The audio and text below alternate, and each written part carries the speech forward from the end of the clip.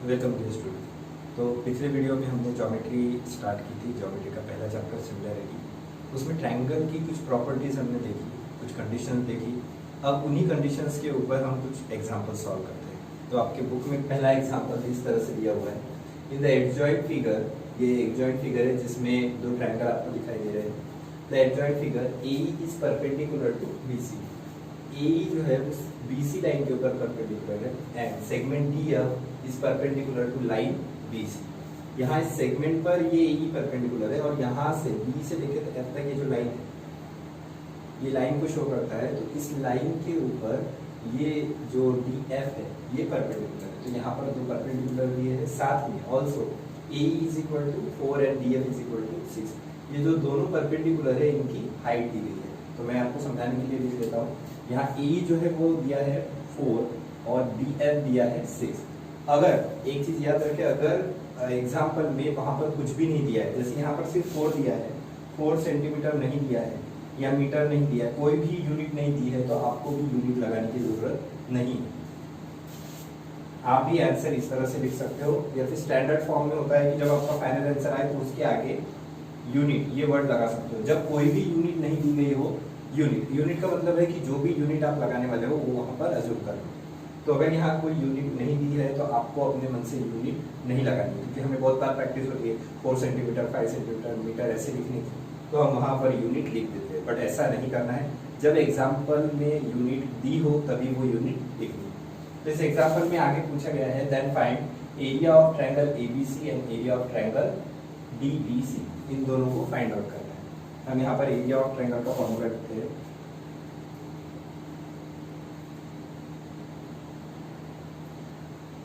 Area of triangle ABC upon area of triangle DBC। हमारा formula होता है B1 multiply H1 and B2 multiply H2।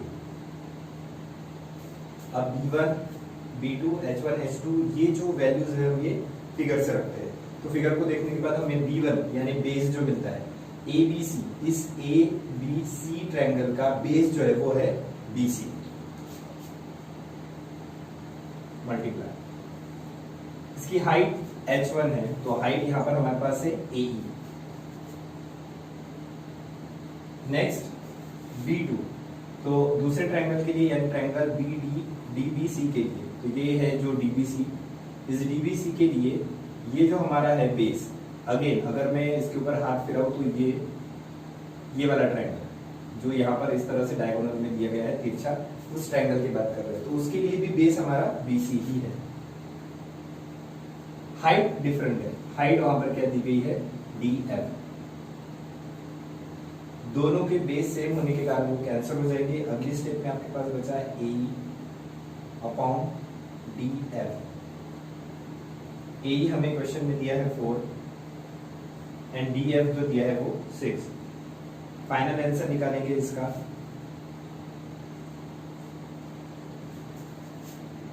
Therefore, area of triangle ABC and area of triangle DEC। आप इसको answer करके भी लिख सकते हो क्योंकि ये आपका फाइनल आंसर है। तो ये हो गया आपका फाइनल आंसर 2/3। आप सेपरेट करके आंसर में भी लिख सकते हो। Therefore, area of the ratio of area of two triangles is 2/3। तो ये आपका पहला एग्जांपल था। इस तरह से नहीं दिया है, डायरेक्टली सॉल्व करके दिया है, मैंने उसको स्टेप बाय स्टेप बताया। अब अगले क्वेश्चन की तरफ पढ़ते हैं। तो अगला क्वेश्चन देखिए, अगला क्वेश्चन है या एग्जांपल है, in triangle ABC point D on side BC is such that DC is equal to 6 and BC is equal to 50। तो इस ट्रायंगल ABC, इस बड़े वाले ट्रायंगल ABC के अंदर पॉइंट D इस तरह से है कि DC is equal to 6 and BC, total BC is equal to 15। तो हमारे पास ये दो मेजरमेंट रह जाते हैं, या अकेला ये मेजरमेंट अगर आप D निकालना चाहो, और हमारे यहाँ पर ABD यानी इस ट्रायंगल की जरूरत पड़ने वाली है ABD की, तो सबसे पहले हम वही निकाल लेते हैं। तो यहाँ पर दिया है given BC equal to 6, BC equal to 15, therefore B D equal to B C minus D C equal to 15 minus 6 equal to 9। तो ये हमारा पहला काम हो गया। अब हम क्वेश्चन को सॉल्व करते हैं। यहाँ पर ए जो है वो इन सभी ट्रायंगल का कॉमन वर्टेक्स है।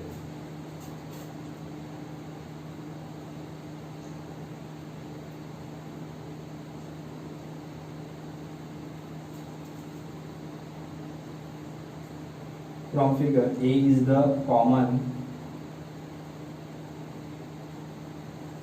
vertex of triangle ABC, बड़ा वाला triangle ABD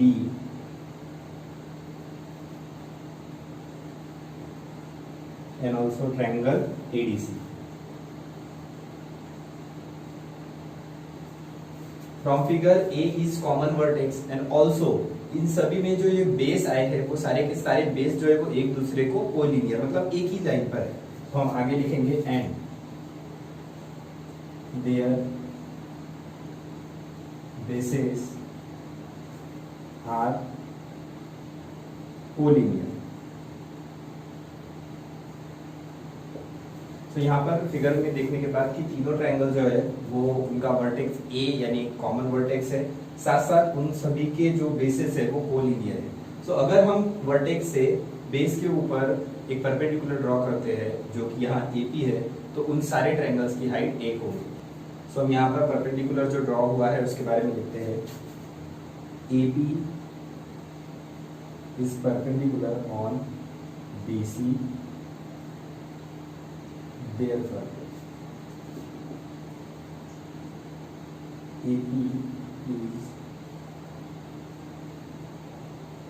common height for all triangles।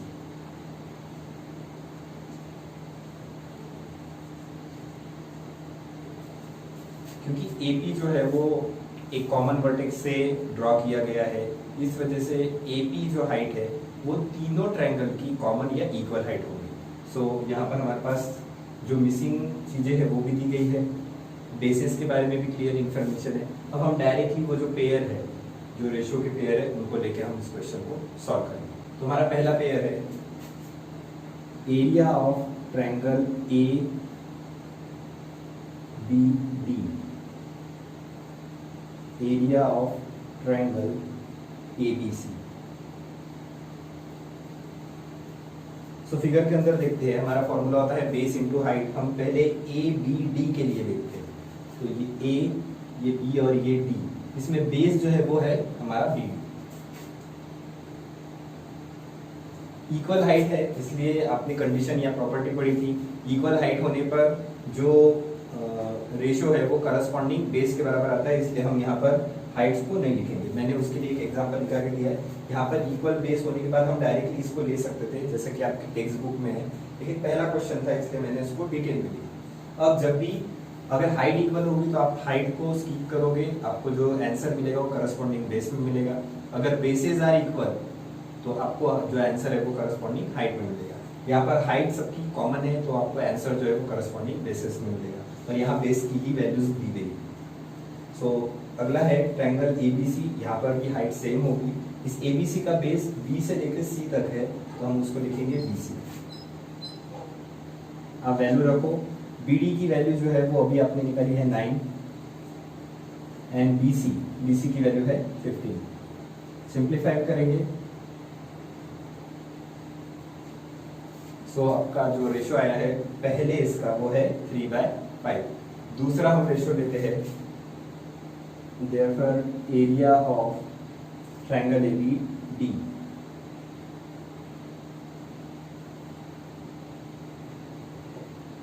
and again area of triangle ADC। यहाँ पर भी हाइट्स आर इक्वल, इसलिए हमारा जो आंसर आएगा वो करस्पॉन्डिंग बेसिस के बराबर है। तो ABD इसका फिर से बेस पर BD है। अब हम देखते हैं ADC यानी ये छोटा वाला ट्रायंगल। तो तो इस छोटे वाले ट्रायंगल का बेस है DC। अगेन इसके लिए भी हाइट कौन सी होगी, AP ही होगी। वैल्यूज रखते हैं, BD is equal to 9 already दिया है, DC 6। सिंप्लीफाइड करेंगे तो यहाँ तक आपका आंसर आ गया। इसको हम आंसर करके भी लिख सकते हैं, फाइनल जैसे आप लिखते हो, ये हाफ मार्क का होता है। तो answer area of triangle ABD upon area of triangle ABC equal to 3/5 and area of triangle ABD upon area of triangle ABC equal to 3/2। तो ये आपके दोनों जो क्वेश्चन एग्जाम्पल थे उनका आंसर है। अब बचे हैं 2 एग्जाम्पल, हम वो लेते हैं। पहला एग्जाम्पल यहाँ पर है, इस तरह का आपके बुक में फिगर दिया हुआ है और उसके बारे में इंफॉर्मेशन इस तरह है, quadrilateral ABCD is a parallelogram. जब भी ये साइन रहेगा आप उसको क्वाड्रिलेटर पढ़ोगे, उसके बाद वो जो भी हो, पैरेललोग्राम, रेक्टेंगल, कुछ भी। सो यहाँ quadrilateral ABCD is a parallelogram. Parallelogram जितने बराबर हमारे दिमाग में एक चीज आती है कि इनकी अपोजिट साइड जो है वो कैसी होगी, इक्वल। क्वेश्चन आगे है, P is any point on side BC। इस पूरे फिगर में P is any point on side BC। Find 2 pairs of triangles with equal area. अब ये हमारा काम है कि ये जो उसने फिगर दिया है, इस फिगर के अंदर ऐसे 2 ट्रायंगल के 2 अलग अलग पेयर ढूंढने हैं जिनके एरियाज जो है वो आपस में इक्वल है। जैसे हम रेशो ढूंढते हैं उसी तरह हमें एरियाज ढूंढने हैं। तो आइए इस क्वेश्चन को सॉल्व करते हैं। Quadrilateral ABCD is a parallelogram. ये लाइन बोलते बराबर हमारे दिमाग में आता है कि इसकी अपोजिट साइड्स जो है वो इक्वल होगी, तो वो लिख लेते हैं। Solution here, quadrilateral ABCD is a parallelogram.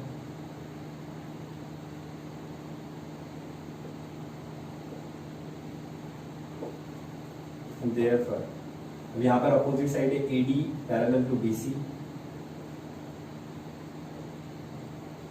And AB parallel to BC।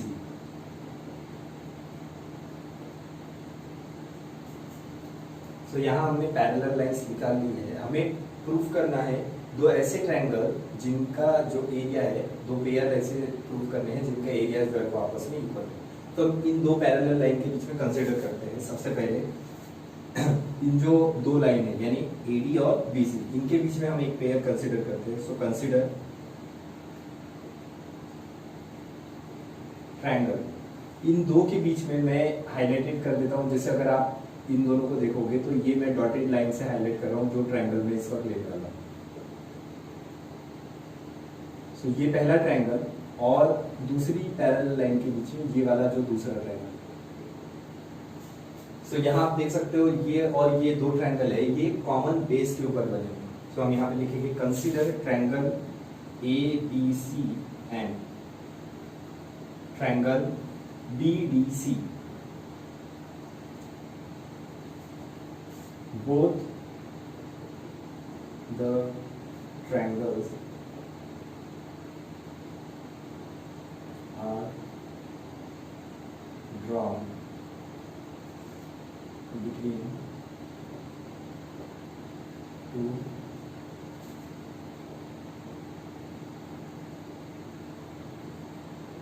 2 parallel lines. Hence, the distance between 2 parallel line is, ये जो दोनों ट्रायंगल है ये इन 2 पैरेलल लाइन के बीच में बने हुए हैं, इसलिए उन दोनों लाइन के बीच का डिस्टेंस जो है वो इसकी यानी इन दोनों ट्रायंगल की करस्पॉन्डिंग हाइट्स के इक्वल होगा। तो यहाँ पर हमने लिखा है both the triangles are drawn between 2 parallel lines and hence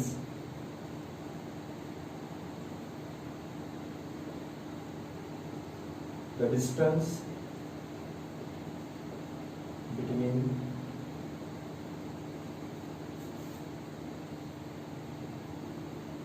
parallel lines is equal to the height of both triangles.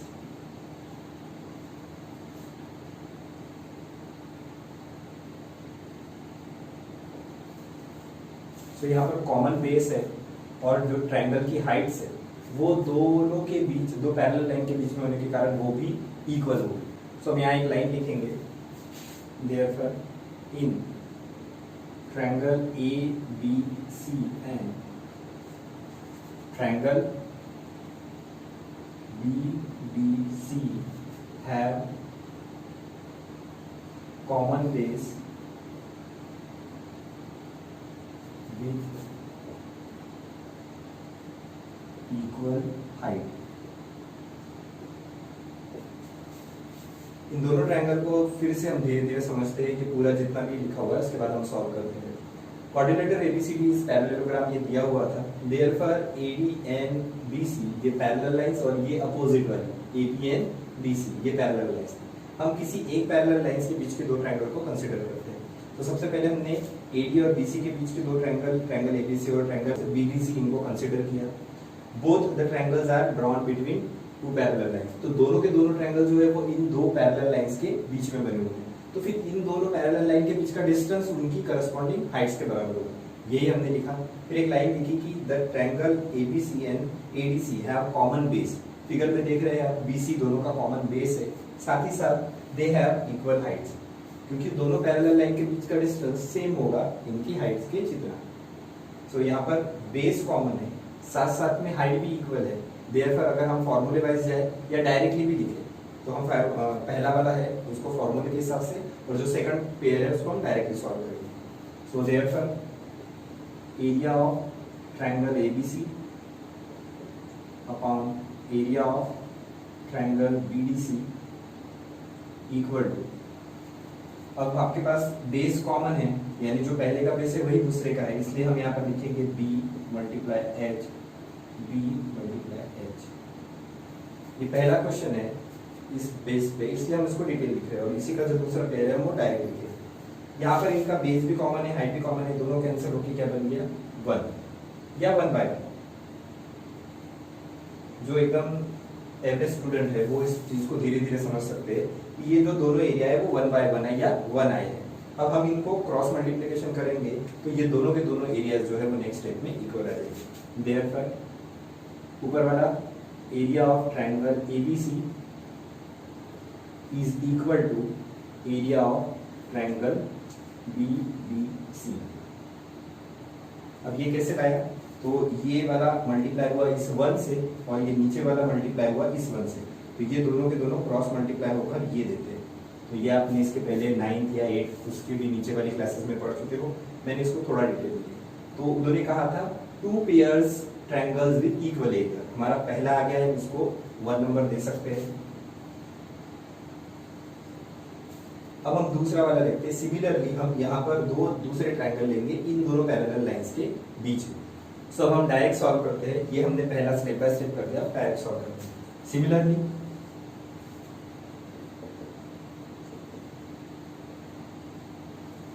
For triangle, अब हम इन दो लाइन के लिए करते हैं ए बी और डी सी के लिए।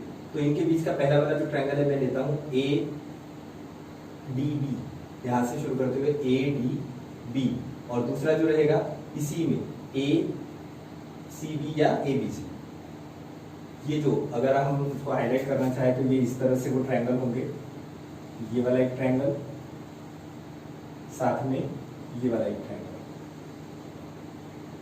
यानी इस बार जो बेस है वो ए बी होगा। So similarly for triangle A B C and triangle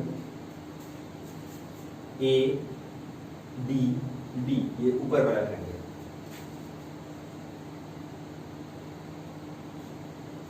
यहां पर डायरेक्टली लिखेंगे therefore area of triangle A B C upon area of triangle A D B is equal to 1।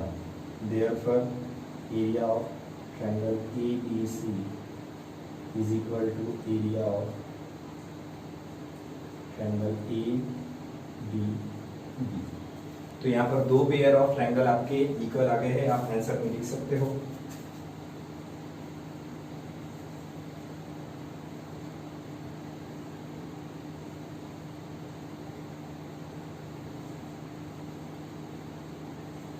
from 1 and 2, area of triangle ABC is equal to area of triangle BDC, and area of triangle ABC is equal to area of triangle AB। तो इस तरह से आपका third example जो है वो इस तरह से आप इजीली सॉल्व कर सकते हो। आप और एक स्टेप स्किप कर सकते हो, जैसे कि इसमें हमने डिटेल में लिखा है, आप directly in triangle ABC and triangle ABD आप डायरेक्ट लिख सकते हो कि both triangle have common base and equal height. अगली बार आप लिख सकते हो दूसरे के लिए भी, यहाँ पर भी उसकी common base and equal Heights आप लिखोगे। तो यहाँ पर बस ये एक लाइन लिखनी है, इन triangle ABC and BDC have common base and equal Heights. आप डायरेक्टली ये रेशियो लिख सकते हो, क्योंकि दोनों के दोनों इक्वल है, इसका मतलब वो दोनों कैंसिल होके 1 देगा, यानी ये। और 1 देने के बाद आप इसका क्रॉस मल्टीप्लिकेशन करोगे तो दोनों एरिया आपस में इक्वल आएंगे। तो आप इसको स्किप कर सकते हो, आप इतना ज्यादा लिखने के बजाय सिर्फ इतनी स्टेप लिख के डायरेक्टली ये दो लिख सकते हो। अगला क्वेश्चन लेते हैं। एक ट्रायंगल दिया गया है एबीसी और उसमें बताया गया है कि in adjoint figure in triangle ABC point D is on side AC. इस एसी साइड के ऊपर ये पॉइंट डी है। If AC is equal to 16 and DC is equal to 9 and BP is perpendicular on AC, then find out the following ratio। तो ये आपको मालूम करना है। अब सबसे पहले आप कहाँ से शुरू करोगे? आपको दिया हुआ है फिगर ABC, साथ में उसमें दिया गया है कि जो BP परपेंडिकुलर टू AC है, इसका मतलब ये जो पॉइंट P है ये भी लाइन C के ऊपर है। तो ये हम लिख लेते हैं सॉल्यूशन फ्रॉम फिगर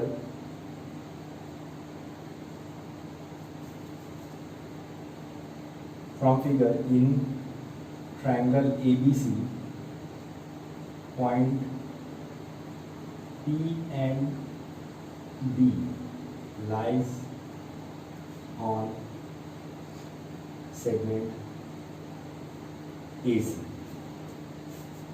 तो यहाँ पर पहली लाइन हमने लिखी कि जो पॉइंट E और D है वो AC पर है।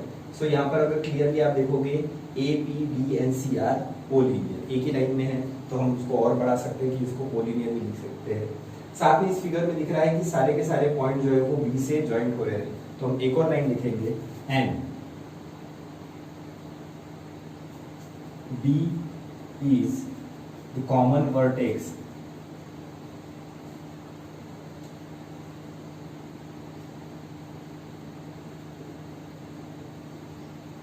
for triangle ABD, triangle ABC, triangle BBC। इन तीनों ट्रायंगल के लिए ABD, BDC और ABC, इन तीनों के लिए जो है वो कॉमन वर्टेक्स कौन सा है? B। B is the common vertex of triangles, therefore BP is common height or equal height for all triangles। Hence BP is common height for all triangles। Also साथ में एक और चीज है कि ये जो सारे के सारे बेस है वो सारे के सारे मर्ज हो रहे हैं AC के अंदर, यानी इस ट्रायंगल का भी जो बेस है वो AC के अंदर है, इसका भी। हम अगर जितने ट्रायंगल यहाँ देख रहे हैं उन सभी के बेस जो है वो AC के अंदर मर्ज हो रहे हैं। तो वहां लिखेंगे also on basis of triangle are collinear.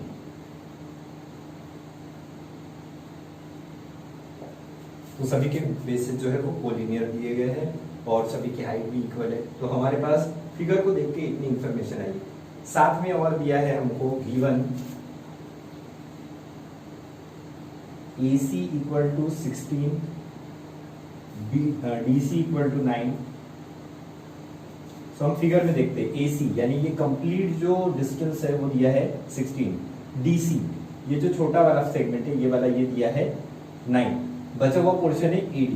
तो देयरफॉर हम AD निकाल लेते हैं, AD equal to AC minus DC। AC हमारे पास 16 है, DC जो है वो 9 है। सॉल्व करने के बाद आएगा AD is equal to 7। Therefore हम पहला वाला जो रेशो है उसको निकालते हैं। पहला रेशो है हमारे पास area of triangle ABD upon ABC। क्योंकि सारी की सारी हाइट जो इक्वल है तो हमारा जो आंसर आएगा वो करस्पॉन्डिंग बेसिस में आएगा। तो सबसे पहले हम ABD को फिगर में देखते हैं। ABD तो इसका बेस है AD और AD की वैल्यू है हमारे पास 7। तो हम पहले नंबर लिखेंगे यानी कि वैल्यूज AB अपॉन इसके लिए ABC के लिए ABC के लिए जो पूरा बेस है वो AC है। फाइनल वैल्यू आएगी AD is equal to 7 and AC is equal to 16। तो ये हो गया हमारा पहला आंसर। सेकंड वाला हम लेते हैं area of triangle BDC upon area of triangle ABC। अब BDC के लिए देखते हैं BDC, इसके लिए जो बेस होगा वो है DC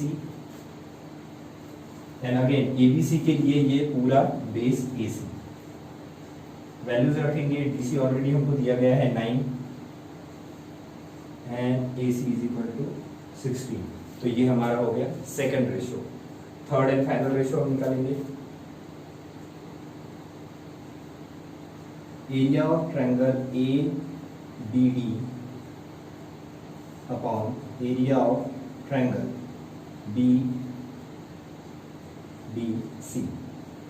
सो यहाँ पर ABD में जो बेस है वो AD है और BDC में जो बेस है वो DC है। दोनों की वैल्यूज रखते हैं। AD हमारे पास 7 दिया हुआ है एंड DC जो हमारे पास 9 दिया हुआ है। सो इस तरह से ये एग्जांपल्स थे।